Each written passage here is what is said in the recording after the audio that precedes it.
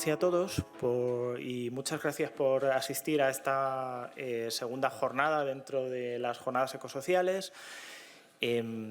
Ayer estuvimos hablando un poco de cuáles eran pues esos posibles significados que atribuíamos a la idea de calidad de vida, ¿no? Y a la idea de la vida buena. Y también estuvimos hablando sobre el papel que los ecosistemas o que la naturaleza, dejando un poco abierto el significado de naturaleza, como sabéis, juegan esos ecosistemas sanos en nuestra calidad de vida, en la calidad de vida, ¿no? Hoy, sin embargo, nos vamos a centrar más en, como veis en la jornada, en la idea de amenazas a la calidad de vida, ¿no? Y para esto, la idea que habíamos tenido era dividir la jornada en dos partes. En una primera parte vamos a abordar algunas de las que, aunque ahí pone principales, pues como podéis entender, no hay unas principales, todas son amenazas, cada una con su relevancia, ¿no? Y como no podemos ser exhaustivos, pues algunas de las que hemos considerado interesantes tratar en este momento y que se han tratado también en el informe ecosocial, en el informe de calidad de vida que elaboramos. Y para eso pues contaremos con 4 personas que ahora presentaré. Y luego en una segunda parte pues vamos a ver cómo esas amenazas repercuten sobre algunas dimensiones importantes de la calidad de vida a nivel social, y vamos a tener un diálogo, ¿no? Entre medias vamos a hacer una pequeña pausa, ¿vale?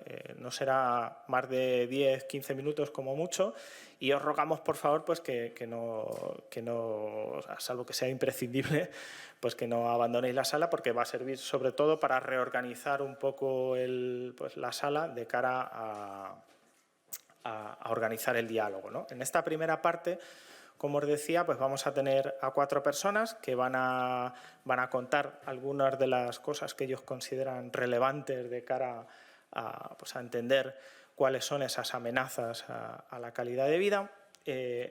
Para hablarnos sobre la cuestión de los límites materiales, pues vamos a tener aquí a Martín Layana, ¿no? Que es ingeniero en tecnología industrial por la Universidad Carlos III, máster en energías renovables y eficiencia energética de la Universidad de Zaragoza, y trabaja como investigador en la cooperativa Garúa en el ámbito de la transición industrial, ¿no? Especialmente del sector de la automoción, y bueno, pues es autor de multitud de trabajos, pues sobre todo alrededor de la minería, la transición energética y digital, ¿no? Martín va a ser la primera persona que suba al atril. Luego vamos a tener, para hablarnos de eventos meteorológicos extremos y de todas estas cuestiones, a José Miguel Viñas, que es físico y que trabaja como meteorólogo en Meteorred. También es consultor de la Organización Meteorológica Mundial y, bueno, pues como todos sabéis, pues es divulgador científico y cuenta con un montón de años de experiencia, como más de 25 años de experiencia ya, ¿no? En medios de comunicación, y es colaborador de diversos programas de radio, como por ejemplo No es un día cualquiera. También es el hombre del tiempo, ¿no? en Agrored, o sea, en Agropopular, en la cadena COPE, eso es. Y colabora en La Aventura del Saber y Órbita Laica en la 2, ¿no? Además es el responsable del sitio web, bastante interesante, por cierto, para aquellos que os interese el ámbito de la meteorología, divulgameteo.es. Luego, sobre contaminación y todas las derivadas alrededor de esto, especialmente alrededor de la contaminación del aire, nos va a hablar Juan Bárcena, ¿no? Que es doctor en biología, es científico titular del CSIC y es el coordinador del área de contaminación atmosférica en Ecologistas en Acción. Y donde dirige pues, la línea de trabajo que llevan allí, a caballo un poco entre el análisis científico y las campañas de información, concienciación, acciones de protesta, denuncia y legales y diversas propuestas de actuación para avanzar hacia un medio ambiente urbano más sostenible. Y finalmente pues tendremos a Raquel Pérez, que es licenciada en Biología, con la especialidad de Genética por la Universidad Complutense de Madrid, y es doctora de la Facultad de Veterinaria de esta misma universidad, en el campo de producción animal y genética molecular aplicada a las ciencias veterinarias. Y bueno, pues ha realizado diversos trabajos de investigación postdoctoral en diversos lugares, entre ellos pues, el Instituto de Neurociencias de Alicante, la Universidad del Sur de Bohemia en la República Checa y en la Academia Checa de Ciencias, y actualmente trabaja como investigadora en el Grupo de Genómica Translacional, que es un grupo mixto de la Facultad de Biología de la Universidad de Valencia y el Instituto de Investigación Sanitaria INCLIVA. Con estas 4 personas lo que vamos a ir haciendo es que van a ir subiendo cada una por este orden, ¿vale? Y tendremos alrededor de 15 minutos la oportunidad de que nos cuenten alguna de estas dimensiones alrededor de las que va a girar este primer panel. Después tendremos este descanso que les comentaba. Así que, Martín, tu turno. Vale, bueno, pues muchísimas gracias, Pedro, muchísimas gracias a FUEM y a la Casa Encendida por este ciclo. Bueno, como decía Pedro, yo he trabajado desde la Universidad de Zaragoza en varias investigaciones en el ámbito del consumo y la demanda de minerales, especialmente asociados a la transición energética. Pero bueno, en esta presentación también intentando vincularlo más con la órbita general de las jornadas, quería también dar como una perspectiva un poco más general, digamos, de la cuestión de consumo de materiales, consumo de minerales y expolio mineral, y luego ya pues, centrarnos finalmente en algunas cuestiones como más del ámbito de los minerales en la transición energética, que a veces hay como cierto reduccionismo al respecto y creo que es interesante ponerlo en un contexto mucho más amplio.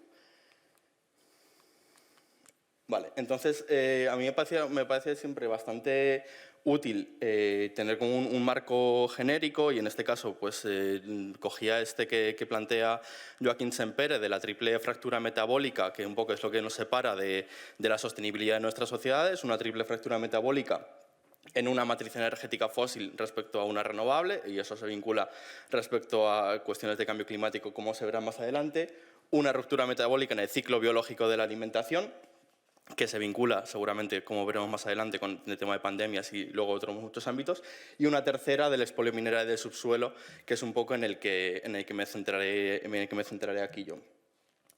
Y en este ámbito también me parece como bastante interesante poner la situación en un contexto histórico y en un contexto de excepcionalidad histórica con respecto a, digamos, la situación en la que nos encontramos actualmente. Me parece bastante útil esta gráfica, que bueno, es de Francia, es el comercio biofísico de Francia desde 1800 hasta la actualidad. Y seguramente, bueno, no se verá bien, pero las franjas azules y amarillas son los minerales metálicos y no metálicos, el consumo doméstico y las importaciones y exportaciones de cada uno de esos minerales durante el último siglo. Y ahí vemos cómo se produce este brutal aumento que nos sitúa en esta situación de excepcionalidad histórica. Es en ese contexto bastante acotado temporalmente donde se producen bueno, pues estas cifras de que durante el último siglo, durante todo el siglo XX, se ha aumentado en un 23, se ha multiplicado por 23 el consumo material, que si se aterriza como en diferentes consumos en el ámbito de los materiales de construcción, como son la arena, la grava o la roca caliza, se ha multiplicado por 42. En el ámbito de los minerales metálicos, durante los últimos 60 años se ha multiplicado por 30. Entonces, estamos en esa situación de brutal aumento del consumo, la extracción y la producción de estos materiales, que está, como decimos, históricamente situado, pero al mismo tiempo es internacionalmente desigual. Los países que tienen este consumo son principalmente países del norte global y se encuentran en una tendencia creciente, como mínimo en una tendencia que si se estabilizara, esa propia estabilización estaría en unos niveles muy superiores a lo que sería sostenible globalmente.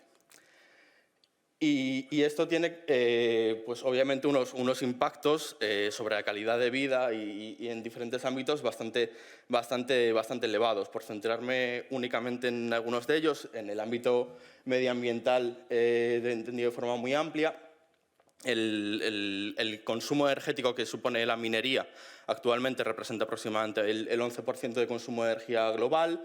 Las emisiones asociadas a la extracción y producción de los materiales suponen también unas cifras bastante elevadas que al mismo tiempo están en una tendencia creciente, lo cual tiene unos impactos sobre el caos climático bastante elevados, y estos son como los ámbitos a los que podemos estar más acostumbrados, pero también tienen especialmente unos impactos elevadísimos en la pérdida de biodiversidad, con la destrucción de hábitats y, por ejemplo, en el caso que es un poco el que también he estudiado un poco más de la extracción de metales vinculada a la transición energética, se ve como hay una coincidencia de los lugares en los que están esas extracciones minerales con los lugares más ricos en biodiversidad, con unos biomas bastante ricos, por lo tanto también puede suponer un gran agravio en ese aumento de pérdida de biodiversidad, que es uno de los grandes retos a los que nos enfrentamos en este momento, y también elevadísimos impactos en materia de contaminación de suelos, de agua, también de estrés hídrico, etc. Entonces, bueno, cuestiones que ya nos suenan y que están presentes cuando hablamos de este elevadísimo consumo de materiales. Y al mismo tiempo, esto no podemos dejar de entenderlo junto a los impactos sociales que supone esta extracción de materiales en general y de minerales en concreto. La minería es una de las actividades que supone un mayor impacto social, con una expulsión violenta de comunidades, vulneración de derechos básicos, imposición de poder corporativo, etc. De hecho, durante los últimos años se ve como las mayores cantidad de asesinatos de defensoras de la tierra se da justamente en los conflictos que se enfrentan al poder corporativo de las grandes mineras, y es ahí un poco el ámbito en el que se dan esos mayores procesos violentos.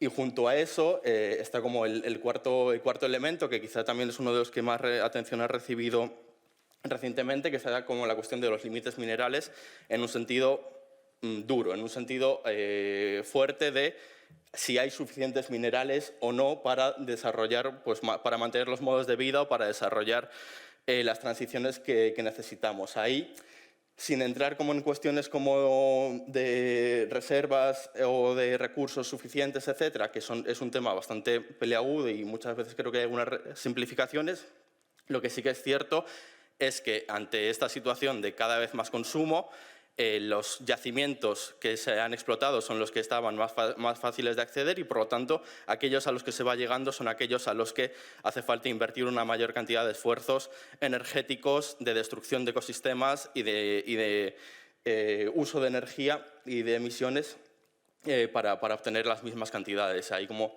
un caso concreto del cobre chileno que, manteniendo la producción que ha tenido durante los últimos 20 años, ha duplicado el consumo energético necesario para esa extracción. Por lo tanto, en general también creo que lo más interesante de esta cuestión de límites minerales es ver cómo al ir llegando a recursos cada vez más difíciles de acceder, se aumentan, digamos, todos los otros impactos que hemos visto. Cada vez más consumo energético, cada vez más emisiones, cada vez más impacto medioambiental, pérdida de biodiversidad y también cada vez más impactos sociales. Entonces creo que es como interesante abordarlo desde esa óptica, más que de algunas un poco más simplificadoras. Y el problema también, como siempre, no es simplemente el habernos estabilizado en un consumo considerablemente superior a lo que sería sostenible, digamos, de forma amplia, sino las tendencias que se dan a partir de ahí. Ya únicamente con lo que se está extrayendo estamos en unas cifras de que es imposible que sea reabastecido y regenerado en los ciclos biofísicos del planeta, lo cual ya es un problema. Al mismo tiempo, nuestras sociedades son cada vez menos circulares, digámoslo así. Esto es como una tendencia que cuanto más se habla en economía circular, menos circular es la sociedad, y esto lo expresan los propios informes de circularidad. Y las tendencias económicas en las que nos encontramos actualmente nos llevan a que en los próximos años, en los próximos 40 años, se puede producir un aumento del 60% de la extracción de recursos. Y esto, pues, obviamente, pues, profundizaría cada uno de los impactos que hemos visto previamente. Y al mismo tiempo hay también un elemento que creo que debe ser tenido en cuenta en esta complejización del asunto, y es que gran parte de los recursos materiales y recursos minerales que se extraen no son únicamente una cuestión de más consumo, sino que son una cuestión de renovación de las infraestructuras y de las tecnologías que ya están ahora mismo en uso. Y ahí algunas investigaciones lo cifran en que prácticamente la mitad de los recursos extraídos van destinados a la renovación de las infraestructuras ya existentes. Por lo tanto, esto genera una situación de dependencias una dependencia de que ya únicamente mantener lo que tenemos construido, mantener las sociedades que tenemos, ya supone la mitad de esa extracción de recursos. Entonces, ese es un elemento a tener bastante en cuenta.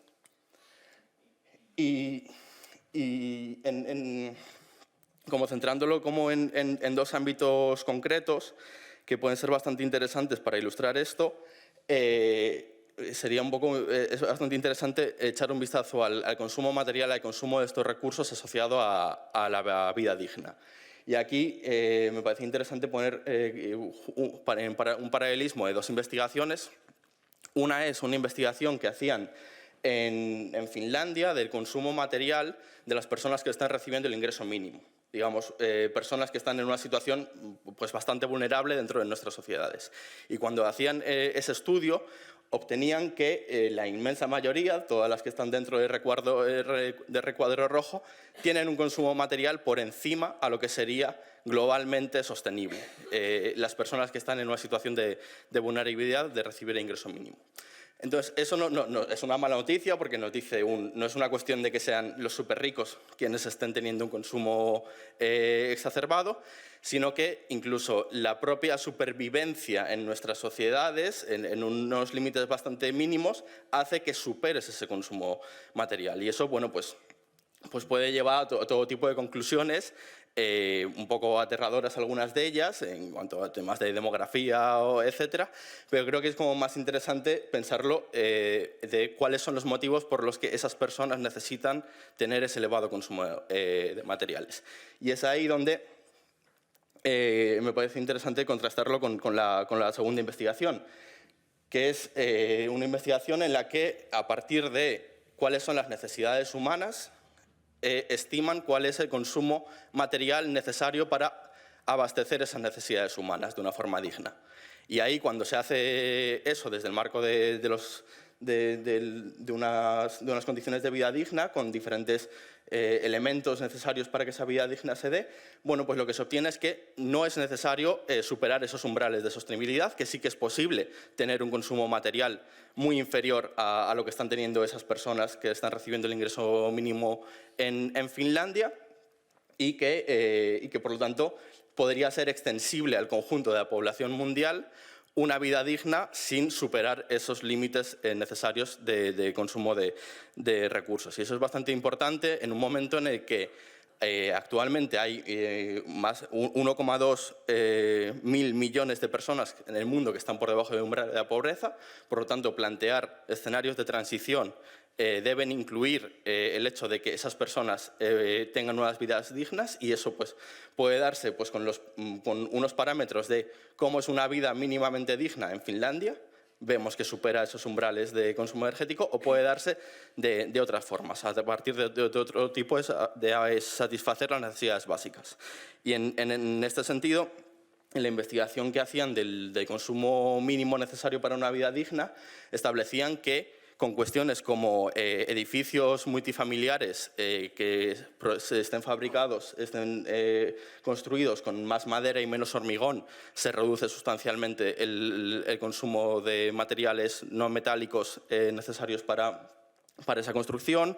Con una menor flota de vehículos se reduciría sustancialmente la cantidad de minerales metálicos necesarios para abastecer las necesidades básicas de movilidad, y con diferentes cuestiones de sistemas de suministro y sistemas de satisfacer las necesidades humanas mucho más colectivos, pues se obtiene unos consumos materiales bastante más reducidos. Y eso creo que es importante tenerlo en mente y poner un poco en un paralelismo entre estas dos investigaciones.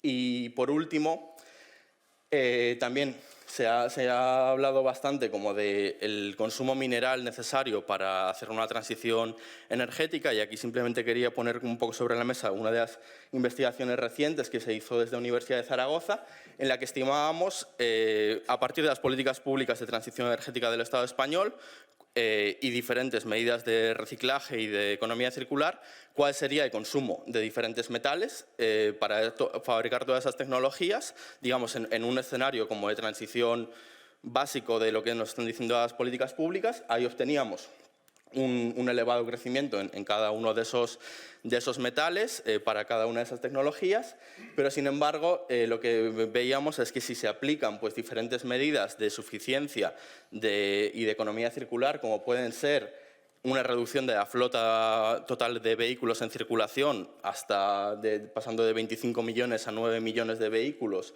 incrementando el transporte público, o bueno, pues limitando también el tamaño de los vehículos o aumentando la vida útil de las tecnologías, obteníamos que ese gran aumento de la demanda podría ser mitigado, podría ser amortiguado considerablemente en los próximos años, lo cual haría posible que si en el primer escenario sí que se llegan a unos resultados en los que el consumo de algunos metales críticos, como pueden ser el cobalto o el litio, sería superior al porcentaje de las reservas que nos tocarían en una distribución justa de esas reservas, digamos, por una cuestión del porcentaje de la población mundial que somos. Si se aplican todo este tipo de transformaciones socioeconómicas, podríamos llegar a unos escenarios en los que no se superan ese porcentaje de las reservas y se llega a mitigar y a suavizar mucho más ese incremento de la demanda de diferentes metales. También un poco por poner como eso sobre la mesa. Y entonces, un poco por terminar, bueno, esa primera cuestión de cómo el expolio mineral del subsuelo pues, supone una amenaza a la calidad de vida y a la sostenibilidad de nuestras sociedades, y las tendencias son muy preocupantes. Las tendencias van hacia un aumento de la extracción únicamente la renovación de infraestructuras ya nos lleva un poco a esa situación, pero, sin embargo, una vida digna con un bajo uso de recursos materiales es posible, es teóricamente posible, digámoslo así, pero requiere tener capacidad de decisión y planificación sobre aspectos centrales de la estructura socioeconómica que son retos enormemente complicados, pero políticamente posibles, digámoslo así. Por lo tanto, también en ese último ámbito que hemos visto, cómo decidir qué tipo de transición energética, qué tipo de transición ecológica va a ser central, va a ser crucial para ver qué nivel de uso de recursos minerales obtenemos en el futuro.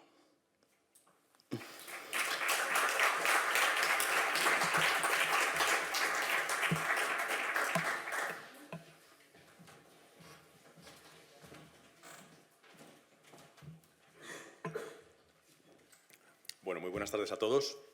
Muchas gracias a la FUEM por la invitación a estas jornadas, estas interesantes jornadas, a la Casa Encendida también por acogernos. Y bueno, pues yo, como ya ha comentado antes Pedro, voy a centrar mi intervención en el factor clima como una de las claves también de este asunto de las amenazas en nuestra calidad de vida o nuestra vida directamente. Bien, a ver si sale la presentación. Vale. Bueno, mañana va a cambiar el tiempo, por si no lo sabéis. Conviene que saquéis la ropa de abrigo el fin de semana, ¿eh? Viento, lluvia, nieve en la sierra, ¿eh?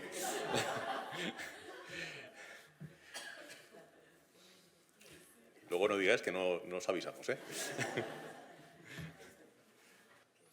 Bueno, mientras lo preparan, básicamente lo que voy a hacer es daros unas cuantas claves o pinceladas de un tema absolutamente vastísimo como puede ser el cambio climático, que podemos llamarlo calentamiento global, emergencia climática, etcétera, ¿no? Yo creo que está ya afectando a todos nuestros niveles de vida y uno de ellos es precisamente nuestro modo de vida o la calidad de vida, ¿no? Bien, tendríamos que hacernos esta pregunta, ¿qué es calidad de vida, ¿no? Y a partir de ahí ver si el clima o el comportamiento que está teniendo el clima pues puede amenazar esa calidad de vida. ¿Nos va a dejar el cambio climático seguir disfrutando de esa calidad de vida que al menos tenemos muchas personas en el primer mundo? Para muchas personas, la calidad de vida, por ejemplo, es esto. Yo quiero una cosa, me tumbo en el sofá de casa, con mi móvil doy una orden, varios clics, y al cabo de horas o al día siguiente me llega una caja con la cosa que he encargado y he comprado, ¿no? Calidad de vida. Claro, el coste real de lo que yo compro no es el de esa oferta jugosa que me ponen como reclamo, sino que vamos a ver que es un coste mucho mayor. Para ilustrar, por ejemplo, el impacto que tiene el transporte global, he puesto esta imagen que es un día de Acción de Gracias en Estados Unidos y unas autopistas que salen de Los Ángeles. Es, digamos, que la máxima expresión del tráfico global, ¿no? Lo que nos interesa, en la Tierra hay 1.200 millones de vehículos, tanto transporte ligero como transporte pesado, y eso al final cada año emite a la atmósfera del orden de 3.000 millones de toneladas de CO2, números redondos. Aparte de eso, hay 100.000 aviones aproximadamente cada día volando, aviación comercial, en el mundo, que por supuesto tiene también su huella de carbono, del orden casi 1.900 y pico millones de toneladas anuales de ese gas de efecto invernadero. También hay barcos que traen mercancías de lo que consumimos y que tienen también un impacto que se puede medir, y en este caso es algo menos, pero también muy importante, 135 millones de toneladas de CO2 anuales. Bien, en muchos de esos camiones y vehículos de carga, aviones, y en estos barcos viajan esas cajas no solo de Amazon, de otras muchas mercancías que nos llegan a casa y que nos proporcionan esa calidad de vida. Y es importante, como pongo ahí, tomar conciencia del problema que supone mantener este tipo de vida que consideramos de calidad. Es un hecho indiscutible que las emisiones de CO2, como el gas principal de efecto invernadero debido a nuestras actividades, no solo es que vaya aumentando progresivamente, sino que está ahora mismo en máximos históricos, a pesar de que ya llevamos muchos años intentando hacer esa transición energética, potenciando energías que en teoría son renovables o limpias. Estamos cerca de 40 gigatoneladas de CO2 al año. Y además ese CO2, porque ya sabéis que hay negacionistas, pues tiene perfectamente nuestra huella, es decir, es un CO2 que procede de la combustión de esos combustibles fósiles, del petróleo, carbón, gas, etc. Claro, el hecho de que el CO2 se haya disparado de esa manera nos ha llevado al escenario en el que estamos ahora. Estamos, como pongo ahí, en la zona roja. Las temperaturas año tras año no paran de ascender y además la tasa de aumento está aumentando y claramente lo estamos viendo estos últimos años. Estamos instalados ahí, ya no salimos de esa zona roja. Ya la duda es saber si el próximo año la anomalía será mayor o menor, la anomalía cálida mayor o menor que la de este, ¿no? Que, por cierto, la de 2023 ha sido tremenda. Ha sido el año más cálido desde que hay registros, desde la época preindustrial, desde mediados del siglo XIX. Esto es una barbaridad. Y no solamente está subiendo la temperatura de la parte baja de la atmósfera, están calentándose a un ritmo acelerado los océanos. Y esto es un signo de alarma, porque además el año pasado eso subió como una especie de escalón y ahí seguimos.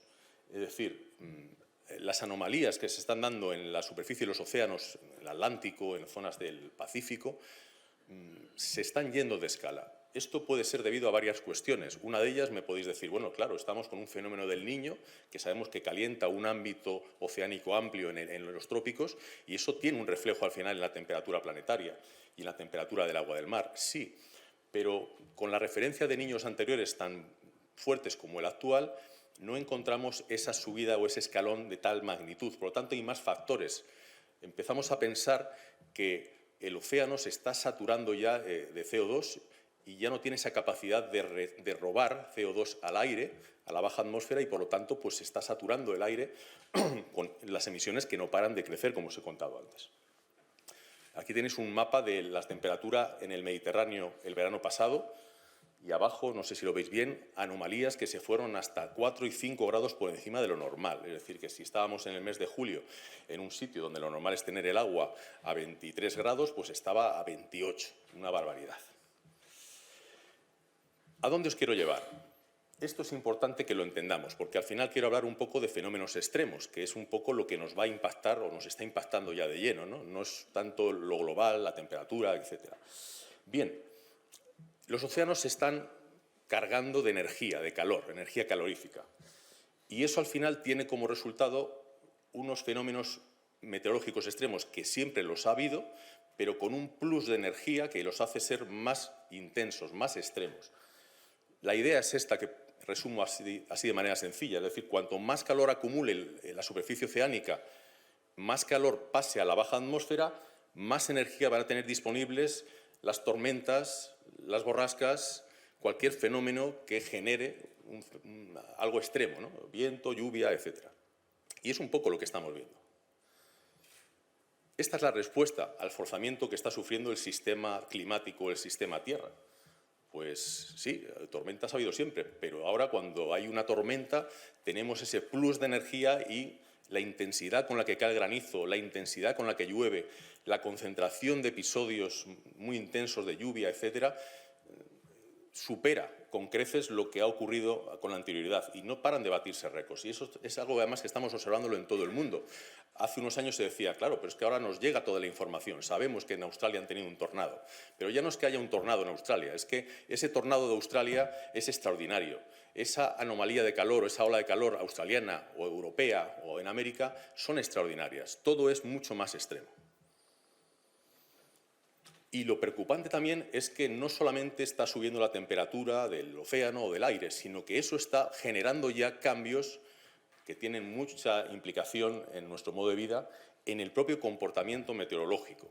Este patrón, que es un viejo conocido en meteorología, el famoso patrón en omega, una dorsal de aire cálida y dos zonas de baja presión a un lado y a otro, con esa forma característica de omega, se está dando de manera ya reiterada en nuestro ámbito geográfico.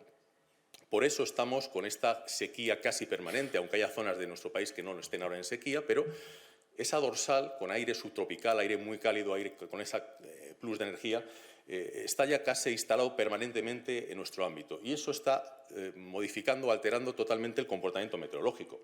Se producen esas típicas situaciones de bloqueo que vemos que provoca pues, semanas seguidas sin apenas lluvias, olas de calor con esas temperaturas que hemos visto en verano y fuera incluso de la época estival. Y luego, cuando los dos extremos de la omega se meten en nuestro ámbito, en la península, en Baleares, pues ¿qué ocurre? Que de repente, de tener ese tiempo, pasamos al contrario, a una dana que se descuelga, tormentas, actividad eléctrica, etc. Esto se está observando ya por todo el mundo, esa alteración, ese patrón, esas dorsales de aire muy cálido que da lugar a olas de calor extremo. No es algo que ahora de repente ocurra un año y ya deja de pasar. No, ya se está dando con reiteración. Por lo tanto, eso lo que nos está indicando es que el patrón meteorológico está cambiando.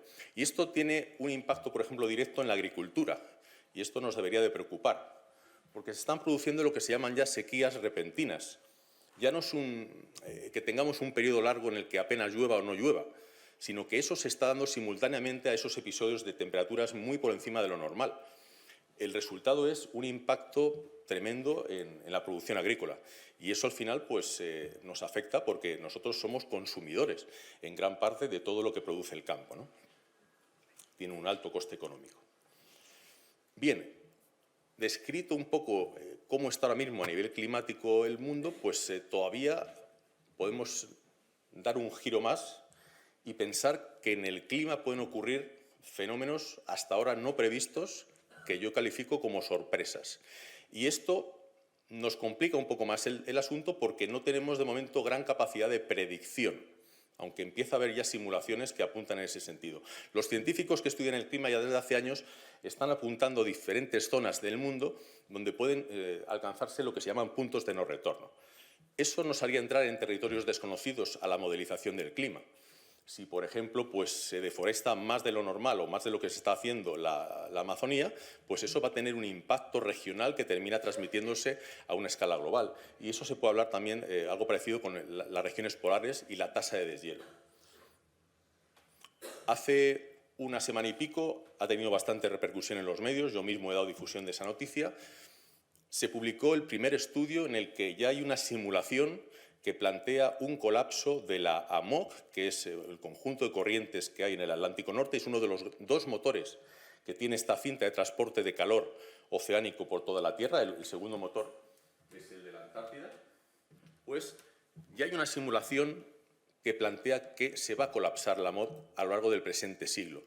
Y esto daría lugar a una de esas sorpresas climáticas, a uno de esos puntos de no retorno, porque todo apunta a que si esa ralentización de esas corrientes va a más y en X décadas, incluso no se descarta que la próxima década o la siguiente pueda ocurrir, haría que llegara mucho menos aire cálido y húmedo a Europa y el clima europeo, al menos del norte y del centro de Europa, empezaría a parecerse bastante al de Norteamérica. Y ya vemos cómo son los inviernos en Norteamérica.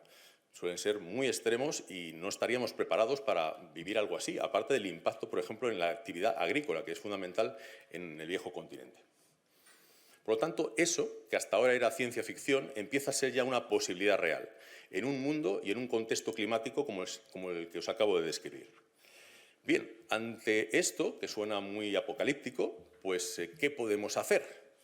Confiar en los científicos que nos van a sacar del atolladero, ¿no? Los científicos aspiramos a entender qué está pasando en el sistema climático y qué puede ocurrir en las próximas décadas.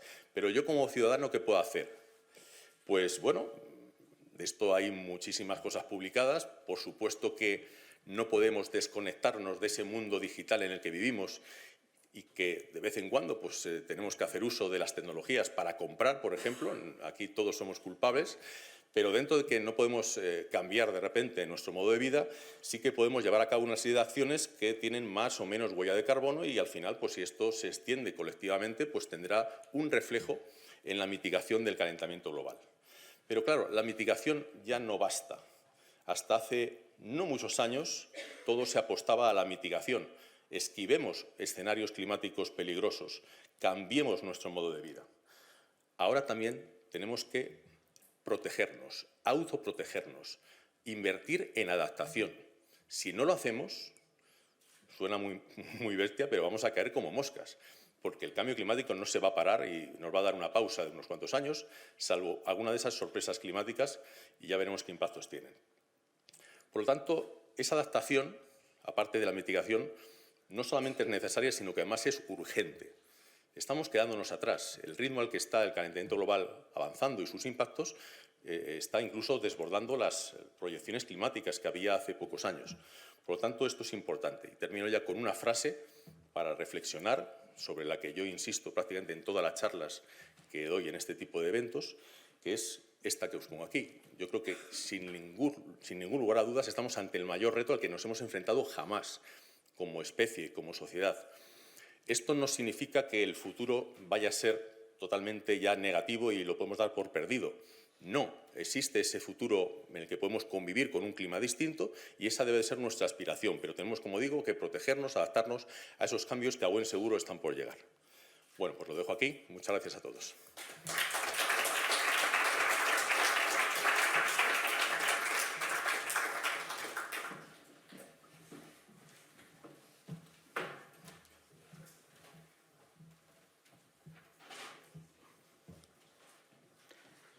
Bueno, pues yo también agradezco la invitación a la participación en estas jornadas y bueno, como quiero contar así muchas cosas y no me quiero pasar el tiempo, pues voy a ir así un poco rápido.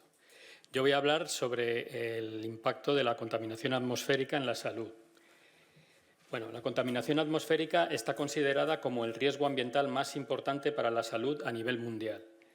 Afecta a casi el 100% de la población mundial y nos afecta a lo largo de toda nuestra vida, desde el desarrollo embrionario hasta la muerte, porque bueno, la respiración es algo consustancial a la vida, no podemos dejar de respirar nada más que unos pocos segundos y si estamos en una situación en la que la calidad del aire es muy nociva para la salud, pues solo tenemos dos opciones, o evacuar o mejorar la calidad del aire, no tenemos más opciones.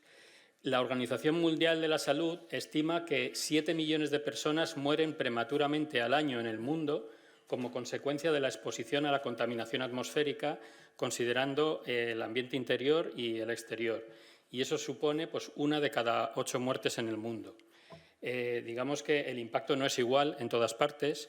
El problema es mucho más grave en el sudeste asiático, que es la fábrica del mundo, es donde hemos deslocalizado las industrias y ahora allí tienen sobre todo el problema. En África, por ejemplo, pues el problema tiene más que ver con el medio ambiente interior y con utilizar para cocinar, calentar, etcétera, pues combustibles muy nocivos, etcétera. Y entonces, pues en ese contexto, en Europa, pues no estamos tan mal, pero bueno, eso supondría que al año mueren unas 500.000 personas en Europa por exposición a la contaminación, ¿no? Bueno, la contaminación atmosférica incide o produce muchos y muy variados efectos sobre la salud. Bueno, pues así rápidamente, disminuye la esperanza de vida, aumenta la mortalidad por todas las causas, la mortalidad por enfermedades del sistema respiratorio o cardiovasculares, aumenta los ingresos hospitalarios, exacerba el asma, las infecciones respiratorias o promueve el bajo peso al nacer o el parto prematuro. Esto por decir unas cuantas, ¿no? Esta relación sale de estudios de series temporales donde se relaciona cómo varía la contaminación atmosférica y eso cómo se relaciona con distintos efectos sobre la salud, y entonces se ve que hay correlación en muchos, ¿no? Además de estos, pues que si el Alzheimer también se ha relacionado con bajo rendimiento escolar. Incluso hay algún artículo sobre cómo incide sobre nuestro estado de ánimo, en el que se ha mirado lo mismo, cómo evoluciona la contaminación y pues los mensajes en redes sociales, etc. O sea, que tiene relación con todo. La Agencia Internacional para la Investigación del Cáncer ha establecido que la contaminación atmosférica es carcinógena para los humanos. Esto quiere decir que han puesto al aire, tal como lo respiramos en las ciudades, en el grupo 1 de carcinógenos probados. O sea, eso, si lo pensamos, es un poquito fuerte, ¿no? Eso pasó en el año 2013. Anteriormente ya se había metido la combustión del diésel y también las partículas PM10, pero ahora ya se ha metido el aire de las ciudades. Bueno, esto es un tuit de María Neira, directora del Departamento de Salud Pública y Medio Ambiente de la Organización Mundial de la Salud, donde habla de los 70.000 estudios científicos que ligan directamente la exposición a la contaminación con la mortalidad. Es decir que, bueno, es un conocimiento bastante consolidado, y este tuit pues, se hizo como respuesta a unas declaraciones de la presidenta de la Comunidad de Madrid, que vino a decir que, bueno, la contaminación es un problema, pero nadie se muere de eso. Entonces, bueno, pues esto... Bueno, no voy a seguir dando este tipo de cifras y tal porque, bueno, pues es una cosa que no es muy agradable y además no sabemos si contribuye mucho a la movilización. Bueno, un poco estamos en sintonía, creo que lo... Y entonces, pues le podemos dar la vuelta. También tenemos muchas evidencias de que cuando mejoramos la calidad del aire, mejoran los indicadores a la salud. Este es un ejemplo clásico en el que, bueno, se miró cuando hubo la prohibición de usar carbón, o sea, calderas de carbón en Dublín para las calderas. En 1990 parece ser que eso se hizo de una forma así un poco drástica, de que se pasó en poco tiempo de tener muchas calderas a no tener. Entonces, cuando se hicieron luego estudios retrospectivos sobre mortalidad en Dublín de enfermedades cardiovasculares o de enfermedades respiratorias, se vio que hubo una bajada bastante significativa, es decir, que esta medida produjo un fuerte impacto positivo en la salud. También está el ejemplo de la tregua olímpica o los niños olímpicos de Pekín, nacidos en el año 2008, cuando se celebraron las Olimpiadas en Pekín. Cuando se nombró en Pekín sede olímpica, pues hubo un run así en la comunidad olímpica porque, bueno, pues era conocido que tiene una pésima calidad del aire y entonces, bueno, pues nadie se imaginaba cómo se podía correr un maratón o hacer las pruebas de ciclistas o de remo, no sé qué, en un ambiente así. Y las autoridades chinas dijeron que, bueno, se comprometían a reducir los niveles de contaminación y, efectivamente, bueno, pues cerrando las centrales térmicas, cerrando radicalmente el tráfico, y eso consiguieron unos estándares, bueno, pues razonablemente aceptables. Y cuando se hizo un análisis del peso de los niños al nacer antes y durante el periodo olímpico, pues se vio que había un aumento del peso de los niños al nacer, y eso es un parámetro de salud importante porque un bajo peso al nacer pues también está asociado a muchos problemas durante la vida, ¿no? Bueno, entonces, una vez establecido que la contaminación atmosférica es un problema para la salud, pues nos planteamos de dónde sale la contaminación que respiramos en el medio ambiente urbano, ¿no? Entonces, bueno, pues el tráfico es la principal fuente de contaminación atmosférica en el medio ambiente de las ciudades europeas. Como decía, en otras partes del mundo tienen además otros problemas, ¿no? Pero en nuestras ciudades pues está claro y además pues digamos pues está medido en los inventarios de emisiones la contribución de cada tipo de fuente y es claro que la predominante siempre es el coche. Pero además la información que sale de estos inventarios de emisiones, digamos como que se queda corta, porque en realidad lo que nos interesa a la hora de ver de dónde sale, por ejemplo, el dióxido de nitrógeno que se mete en nuestros pulmones cuando vamos por la calle, pues eso tiene que ver con la emisión, o sea, con la concentración local que hay de ese contaminante. Y entonces, bueno, ahí muestro una gráfica que sale del modelo de calidad del aire o de la atmósfera de Madrid que maneja un grupo de la Universidad Politécnica que asesora al Ayuntamiento desde hace muchos años y, digamos, no tengo tiempo de entrar en detalles, pero creo que es, digamos, que es lógico de entender que si yo voy andando por la Ronda de Valencia, pues el NO2 que respiro fundamentalmente sale de los coches que me están pasando a mi misma altura, a 2 metros, viene sobre todo de ahí y en menor proporción pues de los aviones que están despegando en Barajas, aunque también me llega algo de eso, o de las calderas que están emitiendo en las chimeneas que están a 30 metros de altura, ¿no? Entonces, según esto, pues el tráfico representaría en Madrid el 75%, esto sería en un punto medio, digamos, de la ciudad, las calefacciones como el 6% y lo de Barajas el 3%, algo así. En sitios más problemáticos, en la M30, en la Plaza Elíptica, en tal, pues eso se dispara al 90 y pico %. Por lo tanto, pues ya tenemos de dónde viene el problema de la contaminación en el medio ambiente urbano y además sabemos que no es un problema de ahora, que llevamos muchas décadas de motorización forzada en nuestras ciudades. Y entonces, bueno, pues si queremos cambiar las cosas, pues nos planteamos esto, ¿no? Si la principal causa de la contaminación atmosférica en las ciudades es el tráfico, si queremos reducir la contaminación, pues lo que tenemos que hacer es reducir el tráfico. Esto pues implica cambio de mentalidad y hábitos y se requiere información y concienciación de la ciudadanía y eso es lo que intentamos hacer desde Ecologistas en Acción con todo tipo de acciones como, por ejemplo, estas jornadas, ¿no? De nuevo, pues bueno, se puede ver como cuando efectivamente se toma una decisión de reducción sensible del tráfico, pues tenemos una mejora de la calidad del aire, ¿no? Esto, como ejemplo, es el efecto que tuvo en 2019 la puesta en marcha de Madrid Central, eso que su primer año fue 2019, y entonces lo que hicimos fue ver cómo fue la contaminación, o sea, los niveles de contaminación por dióxido de nitrógeno en 2019 respecto a lo que había sido habitual entre el 2010 y el 2018.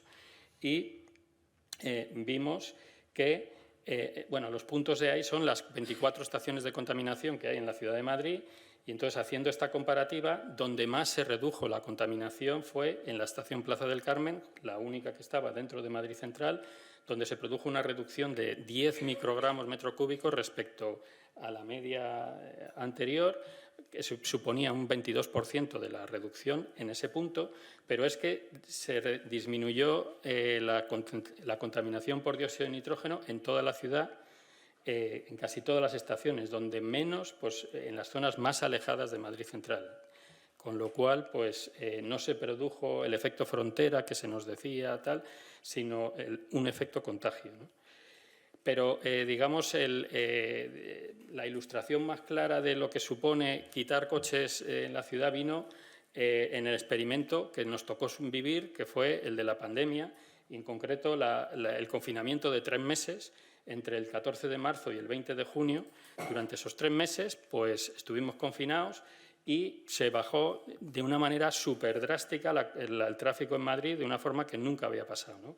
Y entonces quisimos ver un poco cómo había pasado y lo que vimos es que durante esos 3 meses la media de la contaminación por dióxido de nitrógeno que tuvimos en la ciudad fue de 13 microgramos metro cúbico, que para hacernos una idea de cómo compara con los valores habituales, tal, bueno, pues eso supuso un 57% de reducción respecto a lo que era normal en ese mismo periodo de tiempo en Madrid, o un 66% de reducción respecto a la media general en Madrid, esos 39 microgramos que muestro ahí. Esos 13 microgramos que tuvimos durante ese periodo pues eran inferiores a los registros habituales de las dos estaciones que dan valores más bajos en Madrid, que son la de la Casa de Campo y la del Pardo, que es que están en zonas naturales, digamos, del municipio de Madrid. Para buscar algo así parecido había que salir a la red de la Comunidad de Madrid y vemos que esos 13 microgramos estarían entre los 15 de Villarejo de Salvanés y los 11 de Guadalís de la Sierra, pueblo de la Sierra Norte de Madrid, de menos de 7.000 habitantes, donde se rodó la película de Bienvenido Mr. Marshall, con lo cual podemos decir que en Madrid durante esos 3 meses se respiró un aire pues, parecido al que se respira normalmente en la Sierra de Madrid, siendo una ciudad de 3,5 millones de habitantes que estaban todos metidos en sus casas, con sus supermercados abastecidos, todas las infraestructuras, todo funcionando, pero sin coches, ¿no? Entonces, no proponemos que para reducir el tráfico haya que confinar a la gente, pero esto sí que nos da una idea de cómo tenemos un margen amplio y cómo, simplemente quitando de la ecuación los coches, o muchos coches, podemos reducir muy significativamente la contaminación en Madrid. Bueno, en Madrid, estoy hablando de Madrid porque es lo que me pilla más cerca, pero esto es parecido en todas las ciudades de este país, ¿no? Hablando de buenas prácticas, pues suele salir a colación siempre Ámsterdam, ¿no? Que es el paraíso de las bicicletas, etcétera, y normalmente se dice, bueno, pues que Ámsterdam es muy llano y que los holandeses son holandeses y son distintos de nosotros y, bueno, pues es otra gente y la cosa es distinta, ¿no? Sin embargo, pues bueno, como muestra esta foto, pues en los años 70 era una ciudad que no era muy diferente de las ciudades españolas y de otras europeas, y si pasaron de un aspecto al otro, pues fue porque tomaron una serie de decisiones y tuvo algo que ver en esa toma de decisiones pues un movimiento fuerte que hubo en los años 70, esto del Stop Kindermord, que no era un tema de contaminación, era un tema de que paremos el infanticidio. O sea, se llegó a la conclusión de que estaban muriendo demasiados niños en accidentes de tráfico y había que hacer algo y, bueno, pues se planteó una movilización y una dinámica social que acabó pues cambiando la situación en Ámsterdam, ¿no? Es decir, que eso puede ocurrir. En España se suele hacer mención, cuando se habla de estos temas de movilidad sostenible y tal, a Pontevedra, que desde el año 99 pues, llevan a cabo múltiples acciones para sacar los coches de la ciudad. Empezaron con una cosa muy simple que era prohibir aparcar en el centro de la ciudad. Te dejaban aparcar 5 minutos si ibas a hacer una gestión, pero si no, no podías aparcar. Y la forma de saber si habías estado más de 5 minutos o no era poner la mano en el capó del coche. Luego ya pusieron cámaras y no sé qué, pero inicialmente... Es decir, que con pocos medios, pero con una idea muy clara de lo que querían, tal, pues se avanzó. Y, como dice ese titular del Mundo, pues cambiaron los coches por premios. Ahí he puesto unos cuantos, pero tienen muchos más que ya no les caben en las vitrinas. Pero, por ejemplo, en Pontevedra llevan una década sin fallecidos en accidentes de tráfico. O sea, ahí acabaron con el Kindermord este. No sé si después ha habido, pero vamos, han reducido un 70% los niveles de contaminación. Y, por ejemplo, ahora que hay una legislación que obliga a poner zonas de bajas emisiones en las poblaciones de más de 50.000 habitantes, Pontevedra, pues como que digamos que le han convalidado, porque en realidad las medidas de Pontevedra no se ajustan estrictamente a los requisitos que cumplen las zonas de bajas emisiones, pero la cosa es que ellos han ido bastante más allá de estas cosas y entonces como que tienen el título de convalidado, que no hace falta que hagan zona de bajas emisiones porque ya lo han... Y luego, otro dato importante, en lo que viene ahí abajo, es que el alcalde que puso en marcha esto en el 99 sigue siendo alcalde, lleva 7 elecciones ganando, y entonces eso es interesante. Bueno, y eso en Galicia, que ya acabamos de ver, que es territorio comanche y tal, pero esto es importante porque, digamos, pone de manifiesto que, o sea, una de las razones por las que a veces no se avanza decididamente en este camino es pensar que tocar el coche es un tema impopular y que eso te va a costar la alcaldía y tal, pues hay ejemplos de que no solo eso, sino lo contrario, ¿no? Bueno, para decidir si tenemos buena o mala calidad del aire, pues la idea es que tienes que contrastar los niveles de contaminación que tienes, los niveles de calidad del aire, con un parámetro que consideres razonable, ¿no? Entonces, el problema que tenemos ahora es que tenemos distintos estándares de calidad del aire, tenemos los valores límite legales, en nuestro caso pues los que marca la Unión Europea, y tenemos los valores guía de la Organización Mundial de la Salud, los valores que recomienda la Organización Mundial de la Salud no sobrepasar para una adecuada protección de la salud humana, se llaman así, ¿no? Entonces, para que nos hagamos una idea del contraste, pues, bueno, para el dióxido de nitrógeno, el límite legal de la Unión Europea está situado en 40 microgramos metro cúbico, estoy hablando del valor límite anual. La OMS lo ha reducido en 2021, o sea, era el mismo hasta el 2021, pero en 2021 han hecho una revisión profunda en base a los 70.000 estudios que decía María Neira, y lo han bajado a 10. Es decir, que hay una diferencia de 4 veces entre el valor legal y el valor que recomienda la OMS. Para el caso de las partículas en suspensión, todavía más, pasamos de 25 a 5 veces de diferencia.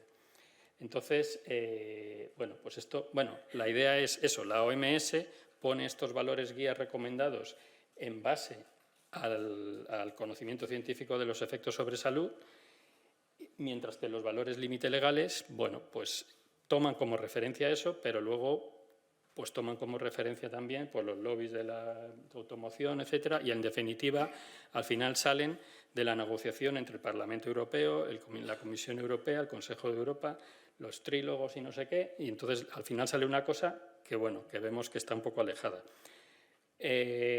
La gráfica de al lado es de un último informe de la Agencia Europea de Medio Ambiente que indica un poco el contraste. A la izquierda está la proporción de la población europea que sobrepasa los límites legales. Y vemos que, bueno, según eso estamos muy bien porque para casi todos los contaminantes estamos por el 1 o como mucho el 10% de población europea que excede esos límites. Pero claro, si lo ponemos en relación con los valores recomendados por la Organización Mundial de la Salud para una adecuada protección de la salud humana, entonces vemos que casi todos los contaminantes están, el 90 y tantos % de la población europea está por encima de esos límites. Entonces, entendiendo esto, pues vemos un poco la polémica que Ecologistas en Acción tenemos ahora con las autoridades de Madrid, porque ellos han salido eufóricos diciendo que, como desde el año 2022 estamos por fin cumpliendo con los valores límite legales, el de 40, porque llevábamos 11 años sistemáticamente incumpliendo esos límites, ahora los estamos cumpliendo, pues eso quiere decir que tenemos una muy buena calidad del aire y, por lo tanto, pues lo debemos de celebrar y ya no vamos a hacer nada más para avanzar en la mejora de la reducción de la contaminación. Bueno, sí, vamos a hacer 2 parkings de 1.000 coches en el Bernabéu, otro al lado del Hospital Niño Jesús y vamos a soterrar la A5. O sea, vamos a hacer unas cuantas cosas, pero estamos bastante bien, ¿no? El problema no es solo en Madrid. Bueno, en las últimas elecciones municipales dieron un vuelco en muchas ciudades y hay unas cuantas ciudades que ahora mismo están activamente revertiendo medidas que se habían tomado anteriormente con ayuntamientos de otro signo. Pues en Valencia, en Elche, en Gijón, en Murcia, bueno, están o quitando carriles bici, quitando carriles bus o negándose a poner zonas de bajas emisiones, ¿no? Bueno, pues esa es un poco la situación que tenemos. Entonces, ¿qué efecto tiene esto sobre la salud? Bueno, esto es del último informe de la Agencia Europea de Medio Ambiente de noviembre del 2023, con datos de 2021, que eran datos influidos por esto del COVID y tal, o sea, un poquito más bajos de lo normal. Pues estiman que si se redujera la contaminación atmosférica a los niveles que ahora recomienda la OMS, o sea, si hiciéramos eso, se podrían evitar anualmente, bueno, pues este número de muertes en la Unión Europea 27 o los correspondientes a España, ¿no? Entonces, de esto estamos hablando cuando decimos si ya hemos cumplido o tenemos que hacer más, ¿no? Pues, hay que considerar estas cifras de mortalidad, ¿no? Y bueno, para terminar, bueno, pues poner un ejemplo de ver cómo funcionan las cosas cuando hablamos de esto, ¿no? Y sería el ejemplo de los carriles bus interurbanos.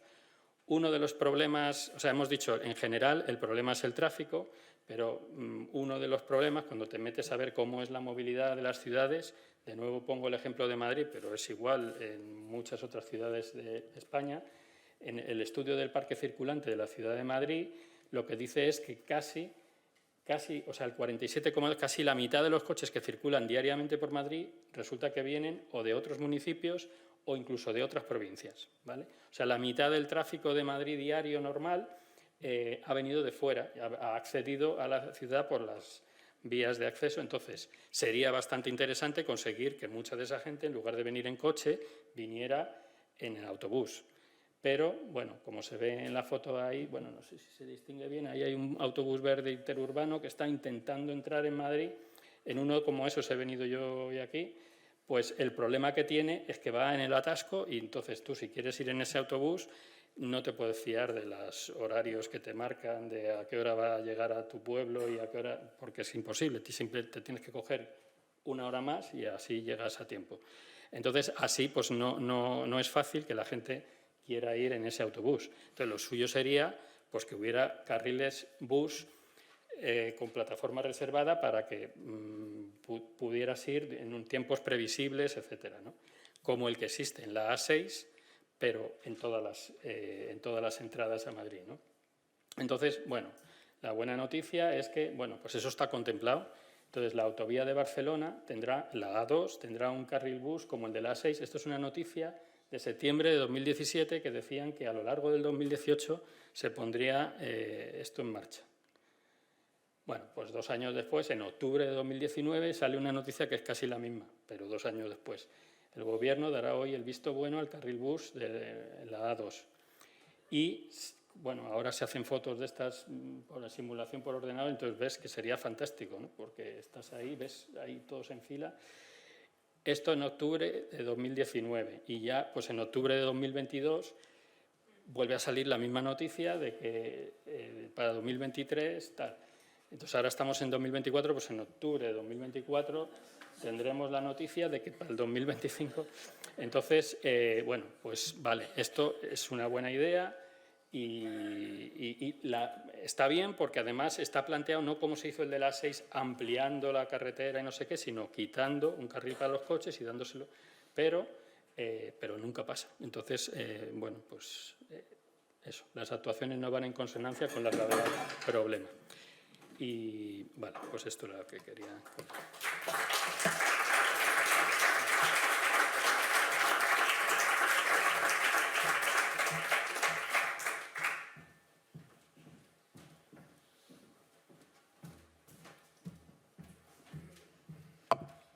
Buenas tardes. Gracias a FUEM por invitarme a este evento y por dejarme contar estas cosas que a lo mejor nos cuentan todos los días. Yo os voy a hablar de cuál es la amenaza de las pandemias, que hemos tenido una buena dosis de eso, y voy a contaros un poquito cómo ocurren y qué factores lo favorecen para que, bueno, podamos tomar cartas en el asunto. Lo primero es distinguir entre un brote epidémico, una epidemia y una pandemia. El brote epidémico es una aparición repentina de una enfermedad, pero que no se está dispersando todavía de forma activa. Cuando ya se propaga activamente y en el tiempo, es una epidemia. Y para poder considerarse pandemia tiene que haber transmisión comunitaria al menos en 2 continentes y ya se puede considerar global.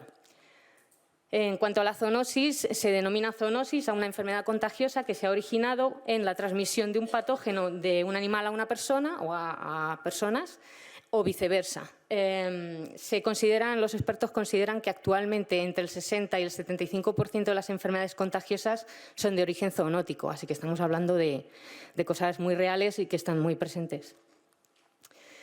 Conoceréis pandemias zoonóticas famosas de la historia, como la peste negra, No voy a hablar mucho de esto porque prefiero que hablemos de lo que viene después. El SIDA es otra enfermedad zoonótica que se ha llevado la vida de entre 25 y 40 millones de personas, provocado por un retrovirus, y, por supuesto, la COVID-19, que ha segado la vida de en torno a 15 millones de personas en solo 2 años.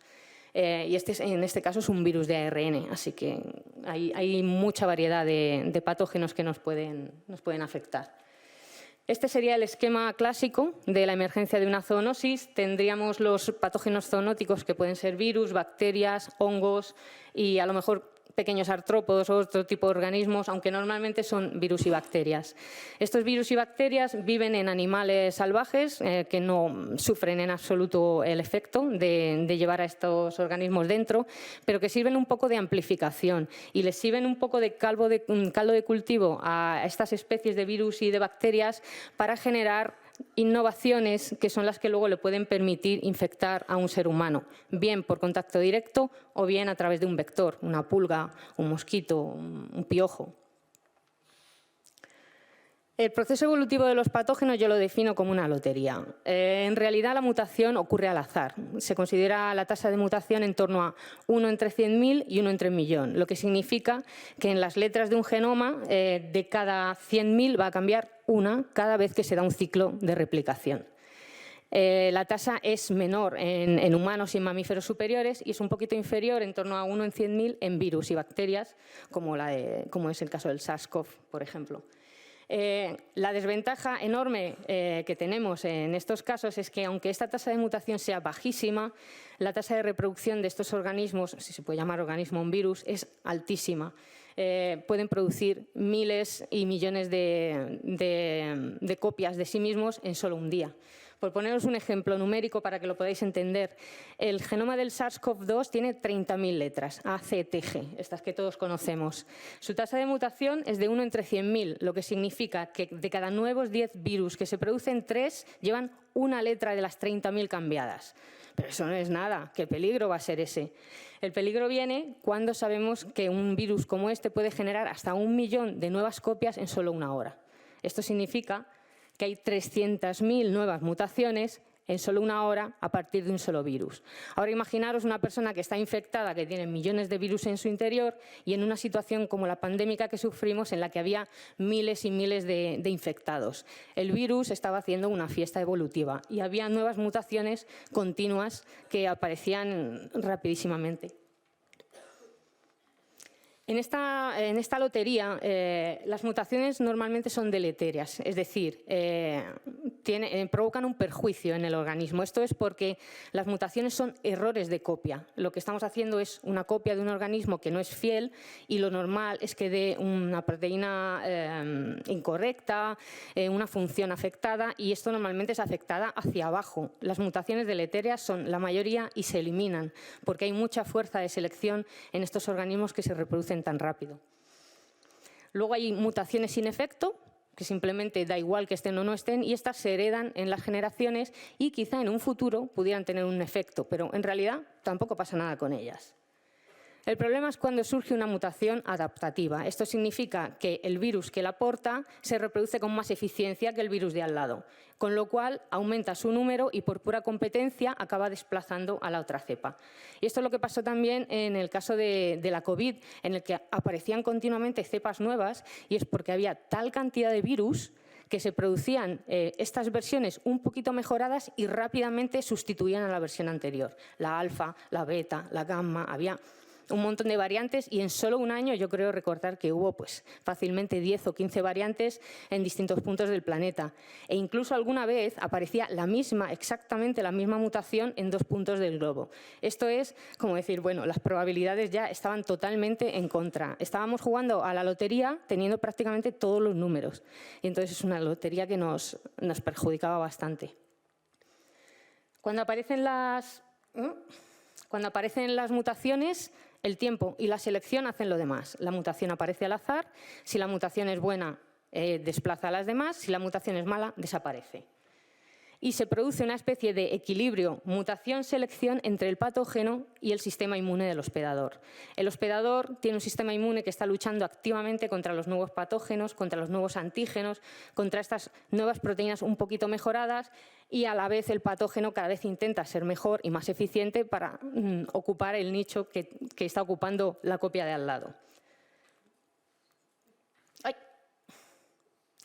Este es un caso real, es el virus Nipah, que se considera una de las amenazas presentes de emergencia zoonótica. En este caso, el virus vive dentro de un hospedador intermedio asintomático, que es el murciélago. El murciélago no siente nada, no sufre nada, no padece una enfermedad, pero contiene al virus. Y a través de sangre, de orina y de saliva es capaz de infectar tanto a animales como a seres humanos.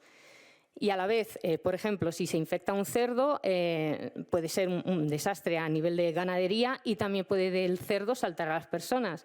Los ciclos zoonóticos son tremendamente originales. Cada patógeno puede encontrar su ruta, algunos incluso tienen 2 hospedadores intermedios antes de llegar a su definitivo, pero cuando encuentran, por ejemplo, un ser humano, los brotes en humanos de esta enfermedad tienen una mortalidad de entre el 40 y el 75%, que es muchísimo. Este virus es actual, este caso es actual y este caso es una amenaza ahora mismo a la salud global. ¿Dónde se produce mejor la evolución de este tipo de microorganismos? En un hospedador asintomático, como es el caso del murciélago, o en un hospedador inmunodeprimido, que podría ser un cerdo de una macrogranja que vive hacinado, que su sistema inmune está deprimido y el virus no es eliminado con efectividad, pero tiene la posibilidad de seguir evolucionando. Pues eso es un caldo de cultivo para generar patógenos peligrosos. Las zoonosis, los factores que las favorecen incluyen, y voy a desarrollar un poquito todos ellos, los modelos alimenticios, el cambio climático y la destrucción de hábitats influencian de forma muy potente, y la alta movilidad de personas, animales y productos, que hoy en día en el mundo global todo se mueve y a una velocidad enorme.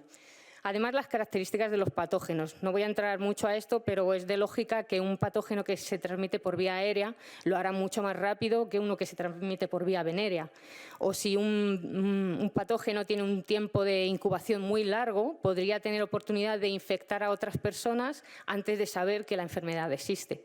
Así que las características per se del patógeno son importantes, pero no voy a entrar demasiado en eso. Voy a hablar primero de los modelos alimenticios. El consumo de animales salvajes. Creo que ya hay un consenso científico de que el SARS-CoV-2 salió de un mercado de animales. ¿Por qué? Porque lo primero, estamos sacando animales salvajes de su medio, donde normalmente nadie les molesta, y los traemos cerca de nosotros. Eso le da la oportunidad a un patógeno de saltar a una especie a la que antes no tenía acceso. Si yo como un animal silvestre que he cogido de en medio de la selva, puede llevar en su interior virus perfectamente peligrosos que pueden provocar un desastre epidémico. Pero además son mercados insalubres, donde los animales están hacinados y a veces pegados unos a otros, animales que en general en situación normal no estarían en contacto. Están en contacto con heces, con fluidos corporales, con saliva, con restos de comida, con restos de animales muertos. Esto aumenta el número de números que tenemos para la lotería de la zoonosis. Con lo cual se crean laboratorios de virus al aire libre que son infinitamente más peligrosos que cualquier laboratorio de investigación que tiene un sistema altamente controlado. Estos laboratorios de virus son muy peligrosos y, de hecho, una de las medidas que se plantean es el intentar cerrar este tipo de mercados. La segunda amenaza del modelo alimenticio es la ganadería intensiva, y este nos toca directamente porque en España, por ejemplo, tenemos muchísima macrogranja. La forma en que criamos a los animales es de este tipo: los tenemos hacinados, los tenemos encerrados en ambientes muy homogéneos. Ellos genéticamente per se son muy homogéneos. Cuando aparece una variante de virus o de bacteria que tiene éxito en este ambiente, corre como la pólvora. Y hay una probabilidad enorme de que ese virus, esa bacteria, salte a los humanos. Pero además tiene unas enormes consecuencias económicas para la ganadería. Y lo que aún es peor Sistemáticamente se ha utilizado antibióticos en ganadería. En Europa está mucho mejor regulado, pero en otras partes del mundo no, porque cuando le das antibiótico a un animal mejora su producción a nivel neto.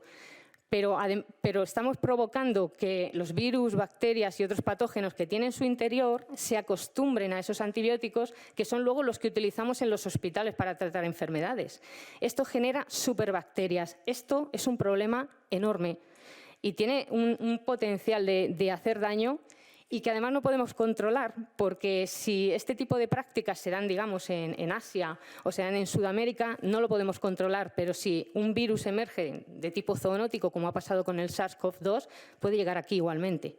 Por mucho que cuidemos nuestros sistemas, no tenemos el control de que todo el mundo lo haga así. Esto es un riesgo que estamos corriendo y el uso de antibióticos debería estar enormemente restringido, porque es un peligro. Otro de los riesgos enormes de emergencia de zoonosis es el cambio climático, porque el cambio climático cambia los hábitats. Además, nosotros también los destruimos activamente, talamos bosques, contaminamos, utilizamos muchísimos pesticidas y además hacemos cambios muy rápidos de usos del suelo. ¿Qué significa esto? No le estamos dando tiempo al sistema de que se adapte. No estamos dando un tiempo de evolución, de adaptación de los organismos, pero virus y bacterias que se reproducen tan rápido sí que tienen tiempo, sí que se adaptan. ¿Qué es lo que ocurre? Al cambiar el entorno, los vectores, los hospedadores, los reservorios pueden cambiar. Un patógeno pierde su reservorio habitual y ¿qué va a hacer? Busca otro reservorio. Es que es ley de vida. El patógeno también quiere medrar y también quiere reproducirse. Los desequilibrios en los ecosistemas que funcionan en cadena, la reducción de la biodiversidad hace que todo el ciclo de hospedador, vector, que son ciclos muy complejos, a veces os digo con 2 o 3 hospedadores en cadena, se rompen por completo y los patógenos acceden a lo que tienen más cerca. Si hemos cortado un bosque para poner una serrería, pues esos trabajadores de serrería pues estarán más expuestos a determinados patógenos que no tienen dónde alojarse. Lo más importante es que estos fenómenos de zoonosis, como los de los eventos climáticos extremos, no son nuevos, no son una cosa rara, pero sí que van a ocurrir cada vez con mayor probabilidad, con mayor frecuencia, porque estamos comprando todos los números posibles de la lotería, con nuestro modo de alimentación, con nuestro modo de movernos por el mundo y con nuestra forma de tratar el ecosistema. Nuestra mejor vacuna contra las zoonosis es favorecer un medio ambiente sano, saludable, rico y diverso en especies, para que esos patógenos no tengan vía de escape.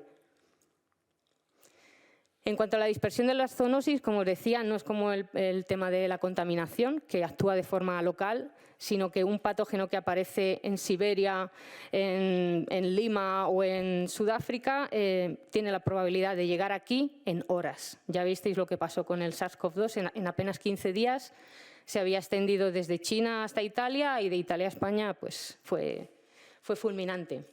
La movilidad humana de productos, de animales, el tráfico ilegal de especies exóticas es tremendamente peligroso, porque además hay especies, por ejemplo, de aves que se pueden escapar y contagian a las especies que están libres o incluso pueden acercarse a una explotación de pollos y contagiar, que es lo que ha pasado con el problema de la gripe aviar, con la gripe porcina. Son animales que se acercan a las explotaciones y acaban contagiando, provocando un problema a nivel ganadero, pero también un potencial problema de salud humana.